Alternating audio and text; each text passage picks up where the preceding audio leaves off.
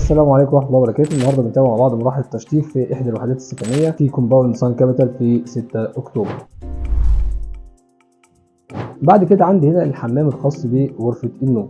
الحمام هنا مساحته معقوله. اول حاجه عندي هنا التوزيعه بتاعته، ان انا عندي هنا جاكوزي عملنا حساب مخرج الكهرباء بتاعه بالشكل دوت. بعد كده عندنا هنا في خلاط الدفن. بعد كده عندنا هنا الصرف بتاع الجاكوزي، وعندنا الطاسه بتاعته نازله من السقف. بعد كده في المنطقه اللي انا واقف فيها حاليا هنا في الحوض. طبعا الحوض لما بيكون معلق فلازم ان احنا نضم الوحدتين دول على بعض اللي هي بتاعت السخن والبارد، بحيث ان الحوض لو جه معلق وجه نص ركبه يبقى ده كله مش باين معايا مدفون جوه الحوض. عملنا هنا طبعا مكان للقعده ان هي ماشيه مع الخط بتاع الرايزر باك تو باك على طول، وفي نفس الوقت عملنا هنا الخلاط بتاع القعده، وعملنا البيبه في منطقه مداريه ومعاها المحبس بتاع الدفن. طبعا اخر حاجه عندنا هنا متبقيه هي توزيع الكهرباء. عندنا عملنا مخرج الاناره هنا اللي هو يتحكم في الشفاط، وكذلك يتحكم في اللايتنج اللي هتكون موجوده في السقف. بعد كده عندنا هنا غرفه الاولاد، وغرفه الاولاد برده فيها التويلت الخاص بيها. لو جينا بدانا الاول بتوزيع الغرفه، اول حاجه عندنا هنا في مكان للسرير، وبعد كده السرير الثاني.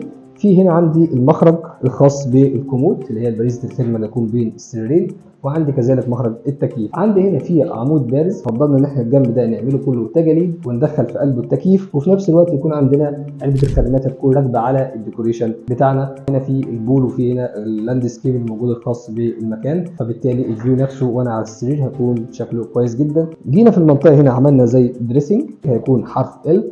في مواجهه السرير عندنا هنا في مكتب مذاكره، وبكده نكون حققنا التوزيع المعماري بشكل كويس جدا وشكل متناسق، وفي نفس الوقت احترمنا الفيو بتاع المكان ان يكون موجود على السرير يكون شايف الفيو قدامه. بعد كده هننتقل للحمام الخاص بغرفه النوم. طبعا احنا اتكلمنا في فيديو كده عن الحمام اللي هو المستطيل اللي هو بيكون توزيعه مش احسن حاجه شويه، ولكن بنحاول ان احنا على قد ما نقدر ان احنا نطلعه بيرفكت. اول حاجه عندنا هنا خزان الدفن عملناه بالشكل دوت. عملنا المحبس على الجنب، عملنا البيبه في مكان مداري، عملنا الخلاط في نفس المنطقه، عملنا البروز بتاع خزان الدفن ولكن احترمناه مع الشاور بحيث ان نهايه الخزان تكون مع نهايه الشباك اللي عندي. بعد كده عملت هنا الشاور، هيكون هنا في جروف راكب في البورسلين بتاع الحوائط. بعد كده عندي هنا الشاور بتاعي الخلاط بتاع الدفن والمخرج بتاعه برده من السقف. كمان استعدلت المنطقه دي ان هي تكون منطقه الحوض، بحيث برده ان الحوض عندي يكون على يونت، وفي نفس الوقت عملت حساب لو عملت سخان فوري عملت وصله الكهرباء بتاعته ومخارج الاناره بتاعتي الخاصه بالحمام، وكذلك الاناره الخاصه بالمرايه. ننتقل مع بعض للجست تواليت. عندنا هنا الجست تواليت ركبنا السيراميك على الكليبسات والصوايب بالشكل اللي احنا شايفينه دوت. في نفس الوقت برضو عملنا هنا خزان الدفن اللي هو يكون مع الصاج العمومي بحيث ان ما يكونش عندي راجع، والحمام عندي مساحته ضيقه عشان جست تواليت، ففي نفس الوقت ما يبقاش فيه ريحه طالعه في المكان. بعد كده لو جينا بصينا هنا عملنا هنا الحوض بتاعنا في المنطقه ديت بالصرف الخاص بيه.